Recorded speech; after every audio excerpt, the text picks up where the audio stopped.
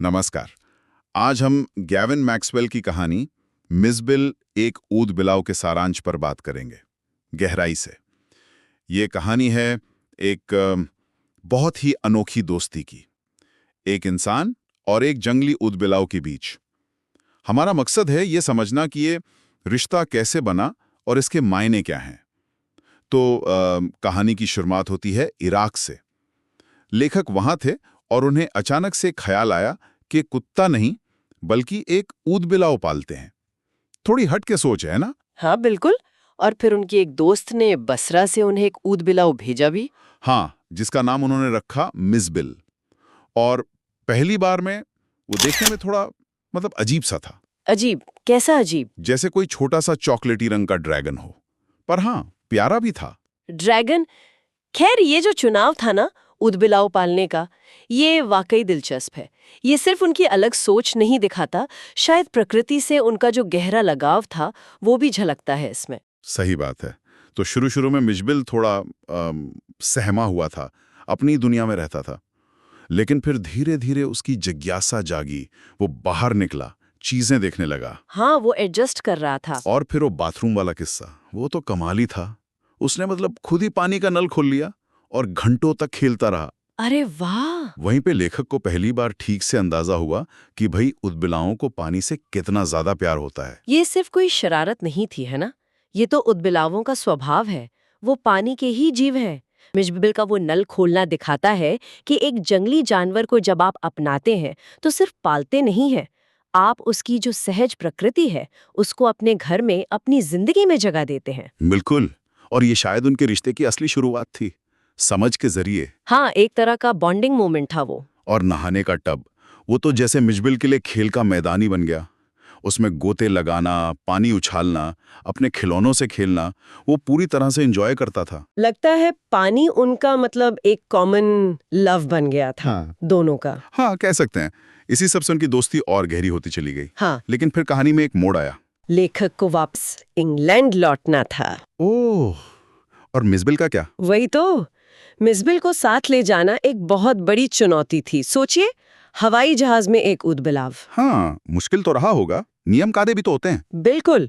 नियमों के हिसाब से उसे एक छोटे से बक्से में बंद करना पड़ा, जो उसके लिए जाहिर है काफी तकलीफ दे रहा होगा। बेचारा। सफर आसान नहीं था, बिल्कुल नहीं। पर वो दोनों साथ रहे, उन्होंने ये मुश्किल पार की। और इंग्लैंड पहुंचकर वहां सब ठीक था। वहां जो हुआ वो तो और भी मजेदार है। लोगों के रिएक्शंस कैसे रिएक्शंस? अरे, किसी को वो बिल्ली जैसा लगा तो किसी ने कहा ये गिलहरी है, कोई उसे नेवला समझ बैठा। सच में? और हद तो तब हो गई जब किसी ने उसे कहा कि ये एक छोटा ड्रैगन है। ड्रैगन?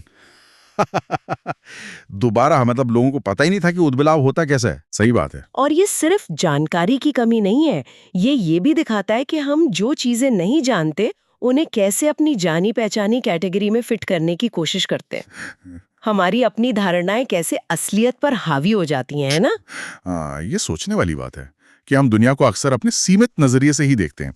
खैर, इन सब उतार चढ़ावों के बीच और इन सारे अनुभवों के साथ मिसबिल और लेखक का रिश्ता बहुत मजबूत हो गया, बहुत खास। वो सिर्फ एक पालतू जानवर नहीं रहा। नहीं, बिल्कुल नहीं। वो एक साथी बन गया था। खेलता था, कूदता था, पानी में मस्ती, शरारतें सब करता था।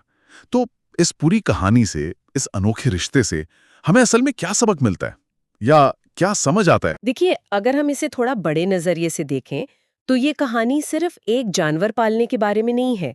ये दिखाती है कि कैसे अलग-अलग प्रजातियों के बीच भी गहरा भावनात्मक जुड़ाव हो सकता है, विश्वास बन सकता है, सच्ची दोस्ती पनप सकती है। ये उस बंधन की कहानी है जो सिर्फ आदत से नहीं बल्कि आपसी समझ और स्वीकृति से बनता है। तो सारी है कि मिसबिल द ऑटर प्यार, अपनेपन और उस असाधारण दोस्ती की एक बहुत खूबसूरत मिसाल है जो इंसानों और जानवरों के बीच हो सकती है, हर सीमा से परे। हाँ, और ये चर्चा हमें एक गहरे सवाल पर भी लाकर छोड़ती है। वो क्या? कि सिर्फ साथी होने से आगे बढ़कर मिसबिल जैसे गैर पारंपरिक जानवर के साथ इतना गहरा रिश्ता बनाना, ये इंसान की अपनी संबंध बनाने की क्षमता के बारे में क्या कहता है? और अलग-अलग तरह की चीजों को अपनाने की जो हमारी गहराई है उसके बारे में क्या बताता है? क्या ये हमारी उस बनी बनाई सोच को चुनौती नहीं देता कि कौन से जानवर हमारे लिए सही या उपयुक्त साथी हो सकते हैं? और क्या ये उपयुक्तता का पैमाना परंपरा से ज्यादा उस गहरे भावनात्मक संबंध पर आधारित नहीं होना चाहिए? ये सोचने वाली बात है।